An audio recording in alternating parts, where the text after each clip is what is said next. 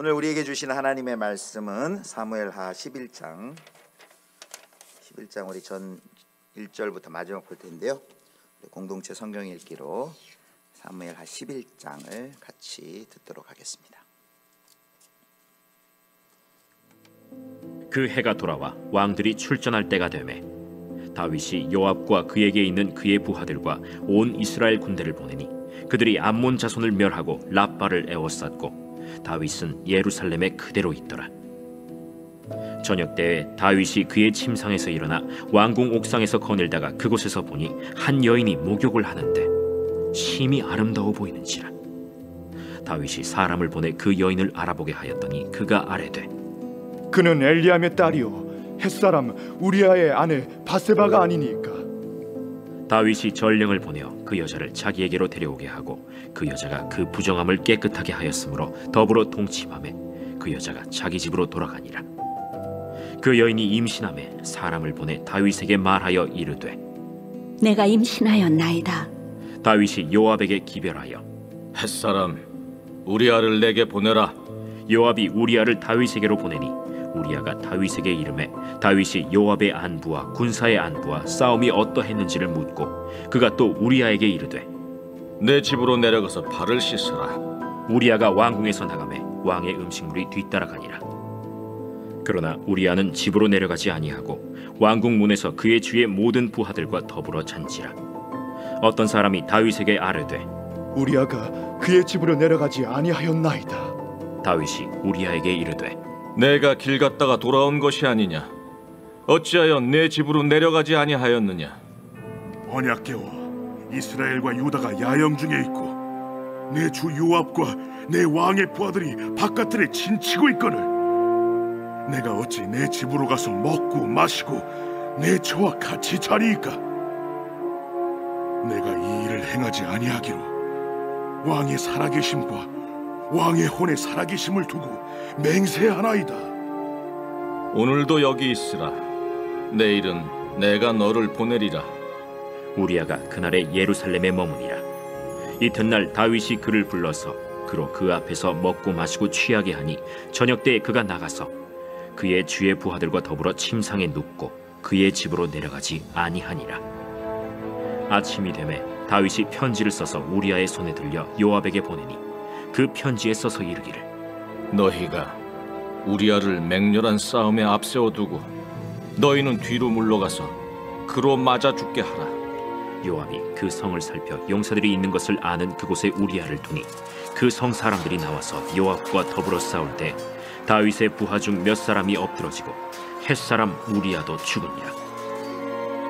요압이 사람을 보내 그 전쟁의 모든 일을 다윗에게 보고할세 그 전령에게 명령하여 이르되 전쟁의 모든 일을 네가 왕께 보고하기를 마친 후에 혹시 왕이 노하여 네게 말씀하기를 너희가 어찌하여 성에 그처럼 가까이 가서 싸웠느냐? 그들이 성 위에서 쏠 줄을 알지 못하였느냐? 여룻베셋의 아들 아비멜렉을 쳐 죽인 자가 누구냐? 여인 하나가 성에서 맷돌 윗짝을 그 위에 던지매 그가 데베스에서 죽지 아니하였느냐? 어찌하여 성에 가까이 갔더냐 하시거든 네가 말하기를 왕의 종 햇사람 우리아도 죽었나이다 하라. 전령이 가서 다윗에게 이르러 요압이 그를 보낸 모든 일을 다윗에게 아뢰어 이르되 그 사람들이 우리보다 우세하여 우리를 향하여 들로 나오므로 우리가 그들을 쳐서 성문 어귀까지 미쳤더니 활 쏘는 자들이 성 위에서 왕의 부하들을 향하여 쏘매 왕의 부하 중 몇 사람이 죽고 왕의 종 햇사람 우리아도 죽었나이다. 너는 요압에게 이같이 말하기를 이 일로 걱정하지 말라. 칼은 이 사람이나 저 사람이나 삼키느니라. 그 성을 향하여 더욱 힘써 싸워 함락시키라 하여 너는 그를 담대하게 하라. 우리아의 아내는 그 남편 우리아가 죽었음을 듣고 그의 남편을 위하여 소리내어 우니라. 그 장례를 마침에 다윗이 사람을 보내 그를 왕궁으로 데려오니 그가 그의 아내가 되어 그에게 아들을 낳으니라. 할렐루야. 네, 우리 좌우로 한번 인사하실까요? 또 우리 가정에서도 가족끼리 한번 인사하겠습니다. 사랑합니다. 축복합니다. 건강하세요. 네. 예, 오늘은 다윗 현실의 뿌리박은 영성 이제 16번째 시간, 주제는 죄입니다. 사무엘하 11장은 방금 우리가 읽은 것처럼 다윗과 바세바 이야기가 나오죠. 다윗의 범죄 이야기입니다. 여러분, 이 이야기 들을 때 어떠셨어요? 그동안 이렇게 저는 활자로 읽을 때는 잘 못 느꼈는데 이 드라마 바이블로 읽으니까 너무 생생하잖아요. 설교 준비하면서 드라마 바이블 읽어봤는데 막 화가 나더라고요. 아, 다윗이 정말 오늘 어떻게 이럴 수가 있지? 하면서 화가 났습니다. 이 다윗이 한 일이 정말 우리가 알고 있던 이 다윗이 맞는가 싶을 정도로 너무나도 간악하죠.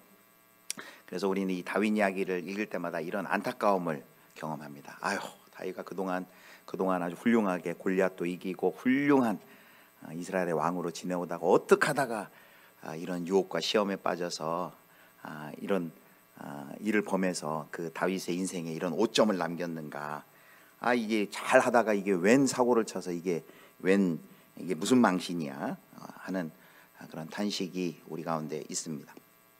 그래서 이제 대개 다윗의 생애를 이야기할 때 이 바세바 사건을 기점으로 이제 전반기 다윗의 이제 훌륭한 전만 부각하고, 이제 다윗의 바세바 사건 이후에 이 일들은 조금 가리고 숨기고 그렇게 그냥 생각하는 경향이 있습니다. 다윗의 생애는 이 바세바 사건 이후로는 그냥 어찌어찌 어물어물 살다가 죽은 인생으로, 그렇게 별 의미 없는 인생으로 생각을 할 수 있습니다. 그런데요, 성경은 오히려 다윗의 삶의 본론이 어디냐, 더 중요한 데가 어디냐라고 할 때 오히려 이 바세바 사건을 기점으로 앞에가 아니라 이 바세바 사건부터가 더 중요한 다윗 이야기의 본론이라고 말을 합니다. 만약에 바세바 사건 이후에 이 다윗의 이 범죄함과 이 일들을 다 다윗의 인생에서 좀 도려내고 없애보고 지워버리고 싶다라고 생각한다면, 하나님이 우리 인생을 통해서 어떠한 일을 목적하시고 어떠한 은혜를 베푸시고 어디로 인도하시는지에 대한 그 하나님의 뜻을 우리가 외면하는 것이 되어버리고 맙니다. 그래서 오히려 이제 다윗 인생의 전반부는 오히려 도움닫기고 후반부가 이제 다다라야 할 이제 결론이라고 보면 되겠습니다. 우리는 먼저 오늘 이 다윗의 범죄를 통해서 이 죄가 무엇이고 죄는 도대체 어떤 특성을 가지고 있는지 우리가 좀 정리해 보려고 합니다. 이 다윗 이야기를 보면요, 그 죄가 얼마나 교묘한지 그 죄의 특성이 너무 잘 나와 있어요. 5가지로 먼저 죄의 특성에 대해서 정리를 할 텐데요. 자, 이제 첫 번째는요, 죄는 누구에게도 예외가 아니다라는 것입니다. 죄는 누구에게도 예외가 아니다. 지금까지 다윗 어떤 왕이었습니까? 정말 이상적인 왕, 그리고 정말 하나님의 마음에 합한 왕, 그 왕의 품위를 유지하면서 이스라엘 백성들에게 존경받던 왕. 그런데 이런 다윗도 범죄함을 통해 자신과 개인과 가족은 물론 나라의 생명까지 위험하게 만드는 그런 일을 하고 말았습니다. 그래서 이 이야기를 읽으면서 우리는 뭘 깨닫습니까? 아무도 예외가 될 수 없다. 이 이야기를 오늘 읽고 있는 저와 여러분, 오늘의 우리도 이 이야기를 들으면서 아무도 그 죄의 유혹에서 벗어날 사람은 한 사람도 없다라는 것을 우리가 먼저 깨달아야만 합니다. 이것은 이 다윗이나 뭐 어떤 사람들이 실수해서 이렇게 한 것이고, 나는 끄떡없어, 나는 이건 말도 안 되는 이런 죄를 나는 범할 리가 없어, 이렇게 생각할 것이 아니라 그 누구도 안심할 수 없고 그 누구도 예외일 수 없다라는 것입니다. 죄는 기회만 되면 우리를 덮치려고 한다는 걸 우리가 기억해야 됩니다. 그런데 이제 특별히 여기 이 언제 다윗에게 이러한 일이 일어났는지를 좀 살펴보면 우리가 더욱더 조심할 수 있을 것 같아요. 여기 1절 말씀 함께 보겠습니다. 1절 11장 1절입니다. 그 해가 돌아와 왕들이 출전할 때가 되매 다윗이 요압과 그에게 있는 그의 부하들과 온 이스라엘 군대를 보내니 그들이 암몬 자손을 멸하고 랍바를 에워쌌고 다윗은 예루살렘에 그대로 있더라. 여기 다윗이 가장 잘 나갈 때였습니다. 그런데 여기 1절에 보면은 성경 기자가 뭘 고발하냐면, 다윗의 군대들은 다 지금 전쟁하러 나갔을 때, 지금 이 전쟁은 암몬과의 전쟁인데요, 사무엘하 10장이 시작됐는데 그 암몬과의 전쟁이 진행되고 있다가 아직 끝마치지 않았고, 이제 봄이 되어서 다시금 전쟁을 개시해야 될 때 자기 빼고 모든 이스라엘의 군대들이 다 나가 있을 때라는 것을 굳이 성경의 기자가 밝히고 있습니다. 이렇게 안 나간 이유는 아마 내가 안 나가도 요압 정도만 나가도 군대 장관 요압이 나가도 충분히 이길 수 있을 것이다 라는 생각과 판단 때문에 아마 나가지 않은 것 같습니다. 물론 다윗이 이렇게 예루살렘에 머문 것 자체를 심각한 범죄 행위로 볼 수는 없지만 성경 기자가 이 1절을 기록해 놓음으로써 뭘 보여주려면 다윗이 자만심으로 마음이 느슨해져 있고 나태해져 있다, 그의 영적 상태가 나태해져 있고 느슨해져 있다라는 것을 특별히 강조하기 위해서 이 1절을 남겨놓은 것입니다. 다윗에게 한가로운 시간이 생긴 거죠. 그러나 그 시간이 하나님께 나아가 하나님께 묵상하고 하나님께 더 가까이 가는 시간이 아니라 그 시간에 그만 죄가 틈타서 이런 범죄를 저지르게 된 것이죠. 결국 이 예루살렘에 남기로 한 다윗은 일종의 이제 직무유기를 한 것이죠. 자신의 영적인 나태함, 교만함, 자만함 때문에 임무를 소홀히 하다가 그만 미혹되게 된 것입니다. 그럼 우리는 이제 이 말씀을 꼭 기억해야 됩니다. 베드로전서 5장 8절인데요. 자, 같이 한번 읽겠습니다. 베드로전서 5장 8절 시작. 근신하라 깨어라 너희 대적 마귀가 우는 사자같이 두루다니며 삼킬 자를 찾나니. 아멘. 예, 근신하라 깨어라. 마귀가 우리를 삼키려고 우는 사자라는 것은 굶주려 가지고 먹잇감 어디 없나 하고 그르렁대면서 찾고 있는데 그 배고픈 사자에 비유했습니다. 그래서 근신하라 깨어라, 영적으로 정신 차리고 경각심을 가지고 있어야 된다. 누구라도 방심하면 사탄의 마귀의 밥이 될 수 있다라고 말합니다. 하물며 다윗조차도 이렇게 넘어졌다면 이 글을 읽는 우리 모든 성도들이야 얼마나 더 조심을 해야 될까라는 말입니다. 자, 두 번째입니다. 두 번째. 첫 번째가 이제 죄는 누구도 이해가 있을 수 없다 했는데 두 번째는요. 예, 죄는 감출 수 없다. 우리 한번 따라해 주시겠습니까? 죄는 감출 수 없다. 예, 사무엘하 11장 4절 5절 보겠습니다. 4절 5절 오늘 본 말씀의 4절. 다윗이 전령을 보내어 그 여자를 자기에게로 데려오게 하고 그 여자가 그 부정함을 깨끗하게 하였으므로 더불어 동침하매 그 여자가 자기 집으로 돌아가니라. 5절. 그 여인이 임신하매 사람을 보내 다윗에게 말하여 이르되 내가 임신하였나이다 하니라. 여기 다윗이 그 밧세바가 누군지를 알아본 다음에 전령을 보내죠. 보내서 그를 데리고 옵니다. 그리고 동침을 하고 아마 이제 몇 사람 자기 심부름을 했던 몇 사람 종들 입만 막으면 아마 그것을 감쪽같이 속일 수 있을 거라고 생각했던 것 같습니다. 그런데 여기 5절에 보세요. 한 소식이 들려옵니다. 밧세바로부터 뭐라고 하냐면 내가 잉태하였습니다. 임신하였습니다. 라는 임신의 소식이 전해집니다. 죄가 드러난 것이죠. 밧세바의 임신 소식을 듣자 다윗이 그 다음부터 계속 취한 행동은 뭐냐면요. 그 죄를 계속 숨기려고 합니다. 계속 숨기려고 합니다. 그래서 이제 조금 이따 살펴보겠지만 우리아를 전장에서 불러들이고 휴가를 보내서 집에 보내려고 하고 막 이런 일을 통해서 계속 숨기려고 합니다. 죄를 지은 인간이 하려는 그 첫 번째 동일한 행동이 뭐냐면요. 죄를 숨기려는 거예요. 이것이 어디서부터 이런 현상이 나타나냐면 에덴 동산부터 아담과 하와가 하나님 앞에 범죄한 후에 그들이 했던 첫 행동이 무엇입니까? 자신들의 벌거벗음을 깨닫자 무화과 나뭇 잎으로 치마를 해 입고 벌거벗음을 몸을 가리고 자신들의 지은 죄를 은폐하고 감추려고 했습니다. 다윗이 자기 죄를 숨기려고 했어요. 그러나 숨길 수 있었나요? 많은 사람이 그렇게 생각하죠. 감쪽같이 자신의 죄를 숨길 수 있다라고 생각해서 그 증거를 남기지 않을 수 있다고 생각해서 세상 끝날까지 아무도 모를 거야 라고 생각해서 그 범죄의 자리에 나아가는데 성경은 이렇게 얘기합니다. 히브리서 4장 13절입니다. 히브리서 4장 13절 우리 같이 읽겠습니다. 시작. 지으신 것이 하나도 그 앞에 나타나지 않음이 없고 우리의 결산을 받으실 이의 눈앞에 만물이 벌거벗은 것 같이 드러나느니라. 아멘. 사람들은 때때로 비밀로 감추어진 죄라고 말하는데 이거는 이제 말이 잘못된 표현입니다. 히브리서 여기 4장 13절 말씀처럼요. 하나님 앞에 감출 수 있는 것이 그 아무것도 없습니다. 하나님 앞에 감출 수 있는 것이 그 아무것도 없습니다. 그래서 하나님께서 나단을 보내서 이제 다윗의 그 범죄를 드러내시면서 이렇게 말씀하시죠. 사무엘하 12장 9절입니다. 12장 9절 우리 같이 한번 읽겠습니다. 시작. 그러한데 어찌하여 내가 여호와의 말씀을 업신여기고 나 보기에 악을 행하였느냐. 네가 칼로 햇사람 우리아를 치되 암몬 자손의 칼로 죽이고 그의 아내를 빼앗아 내 아내로 삼았도다. 하나님께서 나단을 통해 다윗에게 뭐라고 얘기했냐면 네가 여호와의 말씀을 업신여기고 나 보기에 악을 행하였느냐. 이게 무슨 말입니까? 네가 사람들로부터 또 나로부터 나에게서 너의 죄를 숨길 수 있다고 생각했느냐? 나에게는 숨길 수 없다. 이런 뜻으로 이제 말씀하신 것이죠. 그래서 두 번째, 죄는 결코 감출 수 없습니다. 하나님 앞에 감출 수가 없습니다. 자, 세 번째입니다. 죄에 대한 세 번째. 자, 죄는 확산된다. 우리 같이 한번 해볼까요? 죄는 확산된다.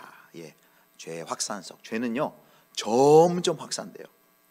다윗이 사실 범죄의 첫 시작은 뭐였냐면 저녁에 옥상에 올라가 가지고 이렇게 거닐었던 것이죠. 그러다가 이제 목욕하던 바세바를 보고 심히 아름다워 보였다는 것이죠. 이미 그 마음 가운데 정욕의 마음이 들어왔는데 거기서 멈추었어야 되는데 여기 사람을 보내요. 누군지를 알아봐요. 벌써 여기서부터 발걸음이, 죄를 향한 발걸음이 내딛는 것이죠. 그런데 이 사무엘하 11장에 보면 또 12장에 보면 보낸다라는 동사가 굉장히 자주 나와요. 여기 사무엘하 11장 3절을 한번 보겠습니다. 다윗이 사람을 보내, 여기 보낸다 그랬죠. 보내 그 여인을 알아보게 하였더니 그가 아뢰되 그는 엘리암의 딸이요 햇사람 우리아의 아내 바세바가 아니니까 하니, 여기 보내어라는 것은요 그 1절에도 나와요. 그래서 이 11장에 보면 보낸다는 동사 많이 나는데 1절에는 어떤 뜻으로 보냐면 다윗이 온 이스라엘을 전투를 벌이러 전장에 보낼 때 보낸다라는 거예요. 왕으로서의 그 권위를 행사할 때 이 보낸다라는 걸 썼는데 여기 11장 3절에는 왕이 그 보낸다, 그 보내는 권리를 어디에 쓰고 있습니까? 자기의 사적인 호기심, 욕망을 충족시키기 위해서 그 왕권을 사용하고 있습니다. 이 동사, 이제 보낸다는 동사는요 사무엘하 11장을 보면 계속해서 이 범죄를 저지르는데 계속 자기의 권한을, 왕의 권한을 사용하는 것으로 드러납니다. 보낸다. 이제 살펴볼 겁니다. 다녀온 신하가 이렇게 말하죠. 여러분 그 방금 읽었지만 이렇게 말해요. 그는 엘리압의 딸이요 햇사람 우리아의 아내 바세바가 아니니까, 뭐라고요? 바세바의 아내입니다가 아니고 바세바의 아내가 아닙니까 라고 질문형으로 물어봤어요. 혹시 이 신하는 다윗의 그 의도를 알고 좀 정신 차리라고, 아니 그 사람 유부녀 우리아의 아내 바세바 아닙니까? 라고 말한 것은 아닐까요? 직접은 말 못하더라도 아니 그가 누군 줄 알고 그렇게 하십니까? 유부녀인데요. 다윗은 거기서 멈췄어야 되는데요 멈출 기회를 또 놓쳐요. 그리고 이제 4절에 보면 이제 4절에 전령을 보냅니다. 여기도 보낸다거나 자기의 왕권을, 그 욕망을 채우기 위해서 보낸다, 전령을 보냅니다. 그리고 바세바를 데려오고 그리고 동침을 하고, 그리고 임신하였다는 것을 알자 범죄를 숨기기 위해서 요압에게 기별하는데요. 이번에는 어떻게 나오면 햇사람 우리아를 내게 보내라라고, 또 보내라라는 동사가 나와요. 그래서 요압에게 그것을 명령하죠. 전투 중인 우리아를 불러들여서 그에게 휴가를 주고 그리고 자기 집에 돌아가서 자기의 아내와 함께 있게 함으로써 마치 나중에 태어날 그 아기가 우리아의 아내인 것처럼 교묘하게 알리바이를 좀 만들어 보려고 이렇게 꼼수를, 계획을 세운 것이죠.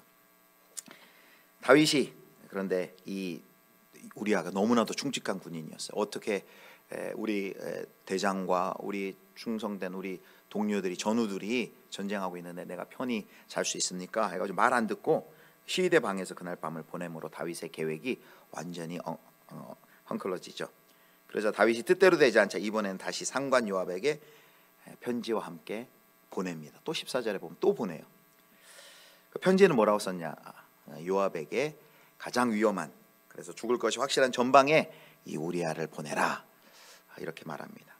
요압은 그 편지를 받고 그대로 시행을 하고 정말 우리아를 전투 중에 가장 위험한 곳에 홀로 놔두어서 그가 전투 중에 전사하게 만듭니다. 그런데 이 과정에 보면요, 우리야만 죽는 것이 아니라 그 다윗의 그 죄를 숨기기 위해서 그 곁에 있던 다윗의 충성된 군인들이 또 몇 명이 더 희생되는 것을 볼 수 있습니다.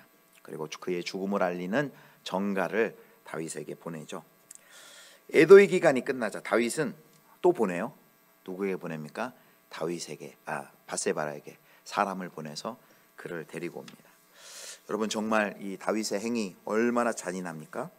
하나님의 자비를 그 누구보다도 많이 경험하고 하나님에게 복을 가장 많이 받은 그 사람, 심지어 그의 후손은 영원히 그의 자손과 그의 왕위를 하나님이 지켜주겠다는 그런 약속을, 언약을 받은 다윗이 어떻게 이렇게까지 타락할 수 있는 것일까요? 사무엘하 11장 27절을 보겠습니다. 자, 27절 우리 같이 읽겠습니다. 시작. 마침에 다윗이 사람을 보내 그를 왕궁으로 데려오니 그가 그의 아내가 되어 그에게 아들을 낳으니라. 다윗이 행한 그 일이 여호와 보시기에 악하였더라. 아멘. 우리가 지금 세 번째, 죄는 확산된다, 그 주제로 살펴보고 있거든요. 그러니까 다윗이 보면 처음에는 그냥 아름다운 여인을 눈으로 봤는데 거기서부터 이 죄가 점점 커지는 것을 볼 수 있습니다. 간음의 죄를 숨기기 위해서 살인의 죄까지 범하게 되는 것을 봅니다. 그래서 죄는 결코 한 가지로 끝나지 않고 죄의 특성은 점점점 꼬이게 하고 점점 더 복잡하게 만든다는 것이죠. 그래서 다윗이 보면 우리가 흔히 이제 다윗이 두 가지, 간음죄, 살인죄만 범한 것으로 생각하는데 잘 보면 십계명 전체를 다 어긴 거예요. 하나님을 만홀히 여긴 것이고 하나님의 이름을 망령되이 여긴, 하나님을 인정하지 않은 그 첫 번째 계명부터 해서 10가지 계명을 다 어긴 것이라고 볼 수 있습니다. 그래서 죄는 이처럼 점점 확대되고 점점 심각해집니다. 자기도 모르는 사이에 점점 마치 파리 주걱, 그 식물에 파리가 빠져서 죽어가는 것처럼 점점 그 죄의 수렁으로 자기 자신이 들어가는 것을 깨닫지 못합니다.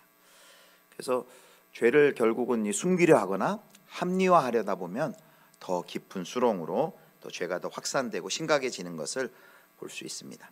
그러므로 제일 중요한 것은 죄에 빠지지 않도록 처음부터 조심하는 게 필요하겠죠. 고린도전서 6장 18절 보겠습니다. 고린도 교회 사도 바울이 한 말씀인데요. 자, 같이 읽겠습니다. 시작. 음행을 피하라. 사람이 범하는 죄마다 몸 밖에 있거니와 음행하는 자는 자기 몸의 죄를 범하느니라. 아멘. 고린도 그 도시가 음행으로 유명했습니다. 음란한 도시였습니다. 그런데 거기에 그 고린도 교회에 있는 성도들에게 뭐라고 얘기했냐면요, 음행을 피하라 라고 말합니다. 여기 이 피한다는 것은 그냥 한순간의 도피나 연기를 뜻하는 것이 아니라 반복적으로 찾아오는 음행의 유혹으로부터 철저하게 떠나는 것을 의미합니다. 그냥 한순간 거부한 것으로 안심하거나 만족하지 말고 계속해서 경계를 유지하며 그 미래에 또 다가올 그 유혹에 대해서 대비하고 있으라는 것이죠. 그래서 여기 피하라, 이게 바로 우리의 좋은 전략입니다. 그래서 마치 그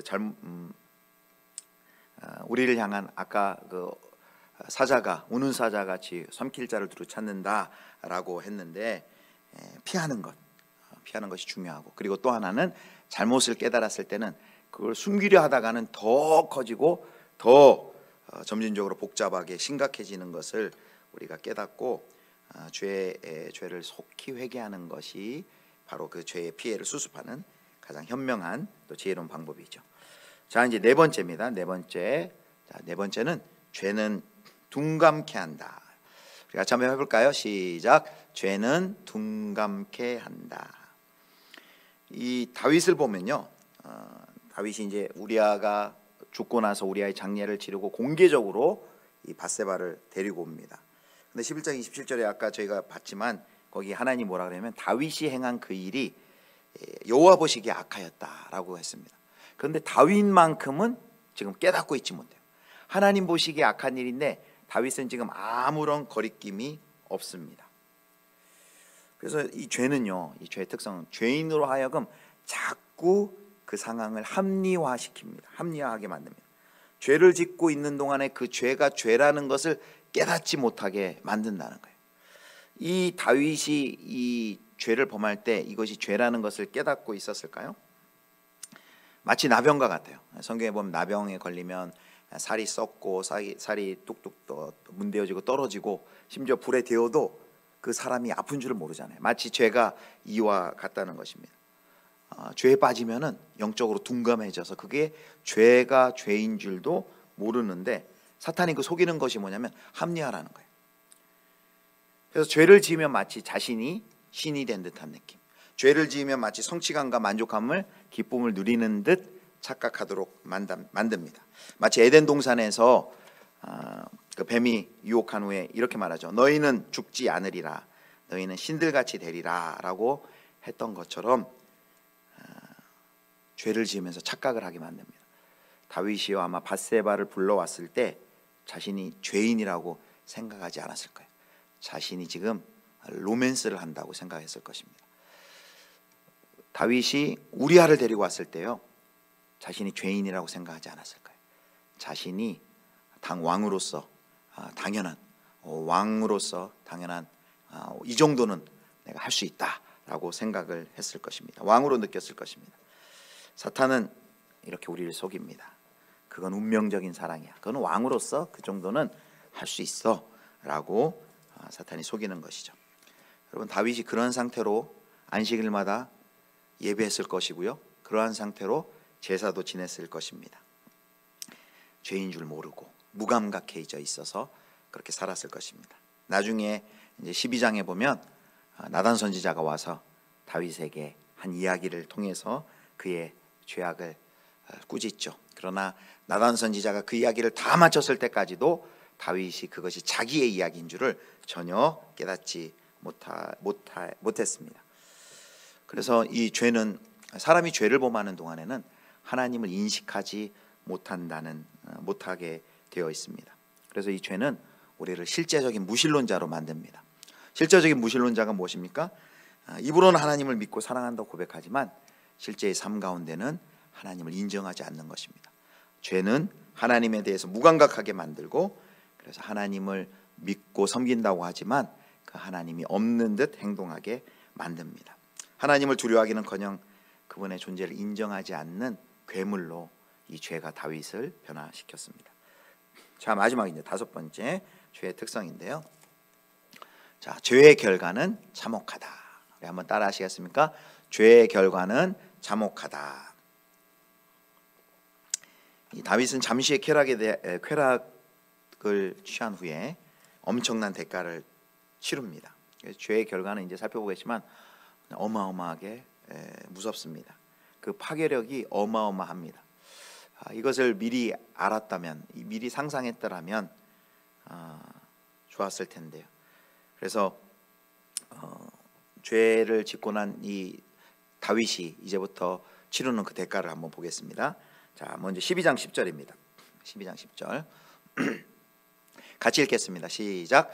이제 내가 나를 업신여기고 햇사람 우리아의 아내를 빼앗아 내 아내로 삼았은즉 칼이 내 집에서 영원토록 떠나지 아니하리라 하셨고, 여기 다윗이 자신의 죄를 숨기기 위해서 암몬 사람들의 칼을 빌려서 우리아를 죽였죠. 근데 하나님 뭐라고 말씀하시냐면 이제 그 칼을 통해서 너와 너의 집을 치시겠다. 그것도 이게 뭐라고 하냐면 영원히 치시겠다 그래요. 하나님이 영원히 그의 왕권을 확인해 주셨는데 이제 그 왕권과 더불어 이제 영원히 그 칼이 그 집에서 떠나지 않을 것입니다. 살상이 계속해서 일어난다는 거죠. 정말 이 다윗의 집 가운데 어떤 일이 벌어졌습니까? 다윗이 우리아를 죽이고 나서 칼은 이 편도 죽이고 저 편도 죽인다, 이런 말을 했는데 정말 그의 집안 가운데 칼부림이 일어났습니다. 그래서 암논이 죽고요, 칼에 죽고, 그리고 압살롬이 칼에 죽게 됩니다. 그리고 훗날 이제 솔로몬이 아도니아를 칼로 죽이고요. 그리고 먼 또 다윗의 후손 가운데 이세벨의 딸 아달랴가 다윗 집안을 칼로 쳐서 다윗 가문을 멸종 위기에 처하게 합니다. 또 하나님의 심판이 계속됩니다. 사무엘하 12장 11절입니다. 여호와께서 또 이와 같이 이르시기를 보라, 내가 너와 내 집에 재앙을 일으키고 내가 내 눈앞에서 내 아내를 빼앗아 내 이웃들에게 주리니 그 사람들이 내 아내들과 더불어 백주에 동침하리라. 끔찍한 예언인데요. 훗날 아들 압살롬에 의해서 이 일이 그대로 성취가 됩니다. 그래서 다윗이 저지른 대가는 너무나도 컸죠. 다윗의 잘못으로 인해 파생되는 도덕적인 결과. 이거는요, 하나님께 그 죄를 회개하고 용서받은 것과는 별개로 그 뿌린 씨앗의 열매는 그대로 그 결과는 받아들이는 것을 볼 수 있습니다. 고통과 괴로움, 죽음, 그를 향한 비판은 남은 인생 내내 다윗이 오롯이 짊어지고 가야 할 대가로 남습니다. 5가지 살펴봤습니다. 5가지 다시 한번 읽어드리겠습니다. 정리할게요. 첫 번째는 죄는 누구도 예외가 아니다.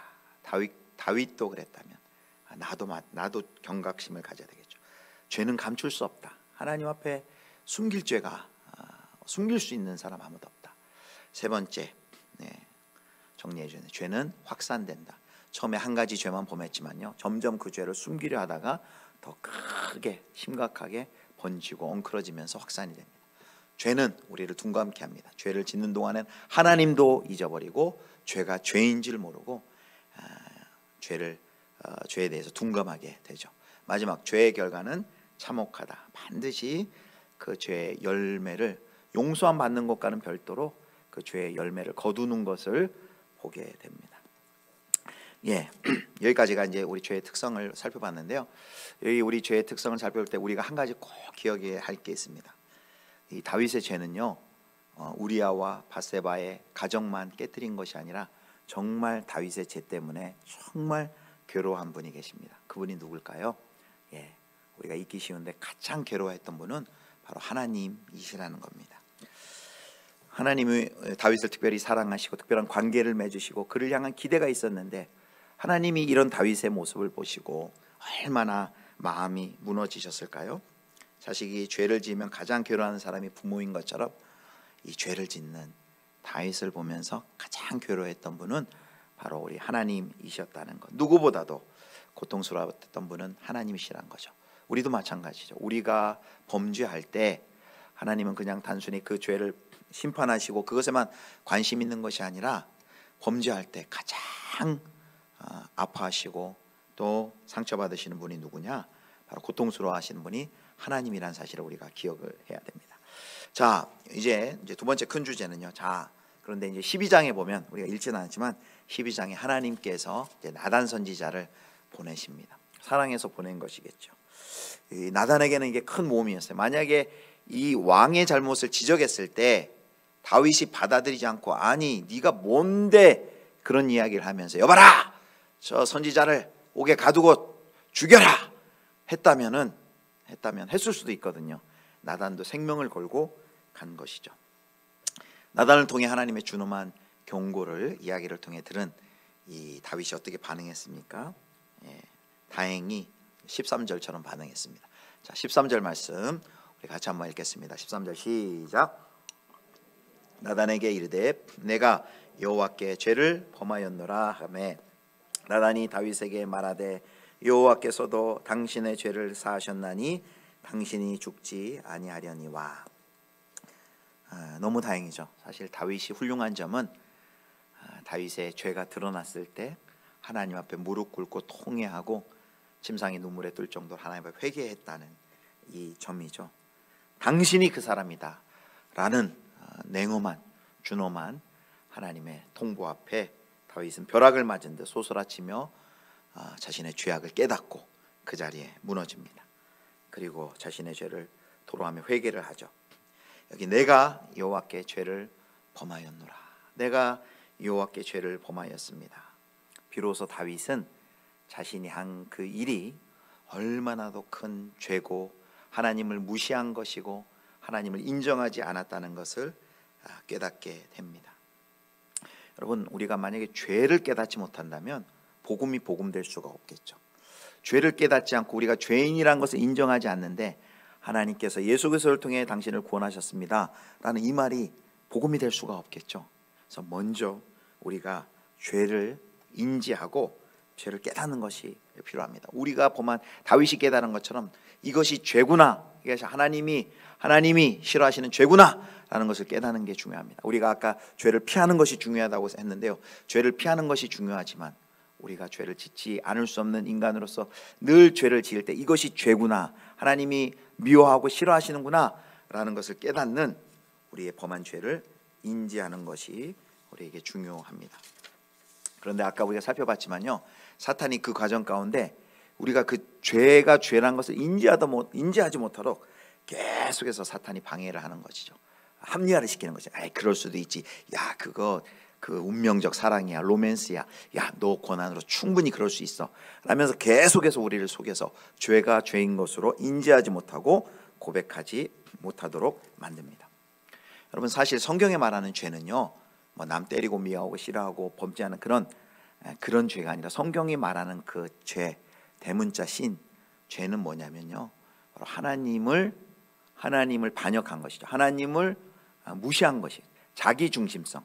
죄의 핵심은 자기 중심성입니다. 자기가 자기 인생의 주인 노릇하는 것, 하나님을 무시하는 것, 자기가 자기 인생의 신인 것 마냥 행세하는 것이 바로 죄입니다. 그래서 결국 죄를 인식하려면 무엇이 선행돼야 될까요? 하나님을 인지하고 하나님을 인식하지 않고서는 죄가 죄인 줄을 깨닫지를 못합니다. 하나님께 민감할 때, 하나님을 의식할 때 죄를 깨닫습니다. 여러분, 요셉의 예 잘 알잖아요. 요셉에게도 유혹이 있을 때 요셉이 했던, 자기의 보디발의 아내가 유혹할 때 윗옷을 던지면서 했던 말이 무엇입니까? 내가 어찌 이 큰 악을 하나님 앞에서 어찌 이 큰 죄를 득죄하리까? 하나님 앞에 하나님을 인식하고 하나님을 주목할 때 바로 그것이 죄란 것을 우리가 비로소 인지할 수 있었죠. 그날 나단을 통해서 이 다윗은 크나큰 회복이 있었습니다. 뭐냐면 첫 번째, 하나님을 의식하는 회복, 하나님을 주목하게 되는 회복. 두 번째, 죄에 대한 감각, 그것이 죄구나, 하나님이 미워하고 하나님이 싫어하는 죄였구나 라는 것을 깨닫게 되는 은혜가 있었습니다. 그렇게 해서 이제 하나님에 대한 인식, 죄에 대한 인식을 깨닫게 된 이 다윗이 회개하면서 지은 시가 바로 시편 51편입니다. 시편 51편 말씀입니다. 자, 시편 51편인데 우리가 시편 51편은 다 읽지는 못하겠고요. 몇 구절을 살피면서 이제 이 다윗 이야기의 결론을 좀 지으려고 합니다. 왜 이 다윗의 이야기가 그냥 앞에 잘 나가고 골리앗 이기고 영웅시대던 아무런 결점 없고 흠없던 이스라엘 백성들에게 박수받던 다윗이 인상기에 다윗 이전만의 이야기가 우리가 주목해야 할 이야기가 아니라 오히려 그 앞의 이야기는 그 인생의 소론이었고 정말 중요한 다윗의 이야기를 통해 하나님이 하시고 싶은 이야기가 이 이야기 속에 있다는 것을 우리는 이 시편 51편의 이야기를 통해서 우리가 확인할 수 있습니다. 다윗이요, 회개를 합니다.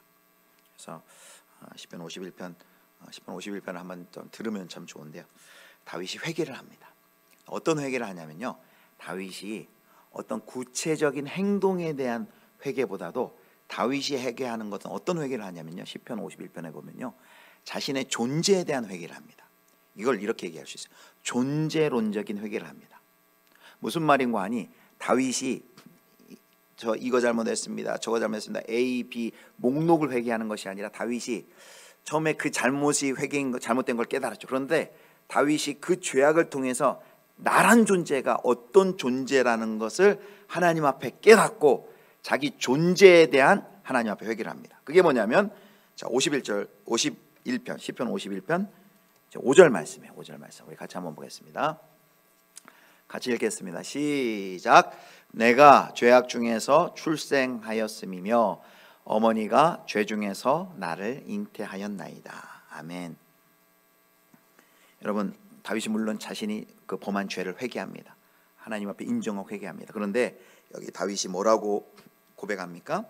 내가 죄악 중에 출생하셨으며 어머니의 모친에서 내가 아예 죄악 가운데 나면서부터 나는 죄인입니다 라는 고백을 하는 거예요. 어머니가 죄 중에서 나를 잉태하였습니다. 그리고 3절에 보면 어떤 표현이냐면, 내가 죄 앞에 있습니다.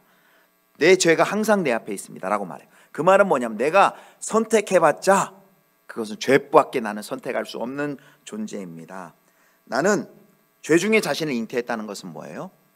다윗이라는 존재가 나는 아예 그냥 나면서부터 죄로 만들어진, 나는 죄의 재료로 만들어진 존재입니다. 다윗이 그것을, 이 밧세바 사건을 통해서 그것을 깨달은 것입니다. 다윗이 지금 존재론적인 회개를 하고 있어요. 나는 언제나 죄를 지을 수밖에 없는 존재입니다. 나는 선택의 여지 없이 죄밖에 지을 수 없는 사람입니다. 내가 하나님이 주신 왕권, 하나님이 주신 권세, 하나님이 주신 능력 가지고 내가 기껏 한다는 일이 뭐예요? 죽이는 것이나 죽는 것밖에 할 수 없는 그런 참담한 그런 존재라는 것을 다윗이 비로소 깨닫습니다. 하나님이 주신 왕권, 명예, 권세를 가지고 기껏 남의 부인을 빼앗아오고 남의 가정을 파탄내고 살인밖에 하지 못했다는 사실을 깨달으면서 나란 존재가, 인간이 어떤 존재인 것은 그가 철저하게 처절하게 깨닫습니다. 그래서 다윗이 하나님 나의 죄를 용서해 주십시오 이렇게 기도하는 것이 아니라 시편 51편 10절에 보면 이렇게 기도합니다. 자, 같이 읽겠습니다. 시작. 하나님이여 내 속에 정한 마음을 창조하시고 내 안에 정직한 영을 새롭게 하소서.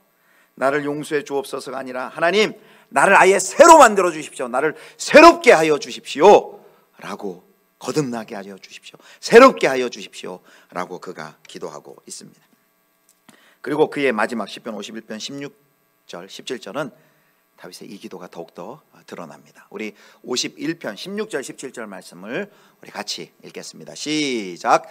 주께서는 제사를 기뻐하지 아니하시나니 그렇지 아니하면 내가 드렸을 것이라. 주는 번제를 기뻐하지 아니하시나이다. 하나님께서 구하시는 제사는 상한 심령이라. 하나님이여 상하고 통회하는 마음을 주께서 멸시하지 아니하시리이다. 아멘. 여기 두 가지 대조가 나와요. 뭐냐면 하나는 제사, 하나는 상한 심령. 이 두 가지가 날카롭게 대조가 됩니다. 제사는 무엇입니까? 제사는 하나님께 우리가 뭔가를 바치는 거예요. 하나님께 무언가를 바쳐서 또 하나님께 내가 뭔가 좀 도움을 드릴 수 있다고 생각하고 또 신의 기쁨을 쌓아서 보상을 받아내는 것을 상징하는 것. 인간 쪽에서 뭔가를 하는 것, 하나님을 만족시키려고 내가 뭔가를 하는 것이 바로 제사입니다. 그런데 반대로 상한 심령은 뭐예요? 여기 다윗이 뭐라고 고백했습니까? 주께서는 제사를 기뻐하지 아니하시고 상한 심령, 주께서 구하시는 제사는 상한 심령이라. 다윗이 바로 이것을 깨달은 거예요. 근데 상한 심령이라는 것은 무엇입니까? 내가 하나님 앞에 내가 뭐 쓸모 있는 것 뭐 하나 드릴 수 있는 그런 존재가 아니라는 거예요. 앞에 죄 중에 내가 태어났습니다라는 것과 똑같은 거예요. 내가 손대서 하는 일이라고는 다 죄고 죽음이고 사망이지, 내가 노력해서 뭔가 해보려 할 때 하나도 그 하나님께 뭔가를 드릴 수도 없고 바칠 수도 없고 하나님께 유익을 줄 수도 없고, 나는 하나님의 도움이 없이는, 하나님 없이는 나는 아무것도 아닌 존재입니다. 하나님이 아니고서는, 하나님으로부터 아니고서는 생명도 올 수 없고 진리와 가치와 영광과 승리가 하나님 외에는, 하나님으로부터 아니하고서는 내가 취할 수 없습니다. 내 스스로 자기 의를 통해서는 내가 그것을 취할 수 없습니다. 내가 나의 의를 가지고 하나님께 도달할 수 없습니다. 나는 태어날 때부터 죄인입니다. 내가 먹고 마시고 토설하는 것 다 나로부터는 죄밖에 나올 수밖에 없는 그런 악한 존재입니다. 여러분, 다윗이 밧세바의 사건을 통해서 결국은 그럼 누구를 바라봅니까? 여기서 다윗이 그래서 구원자를 바라보는 거예요. 인간이란 존재는 자기 스스로 뭔가 할 수 있는 존재가 아니라 태중에서부터, 뱃속에서부터 죄 속에서 분탕질하며 죄밖에 나올 수 없는 그런 존재구나. 우리 인간의 내재적으로부터 내 의를 가지고 구원할 수 있는 존재가 아니구나.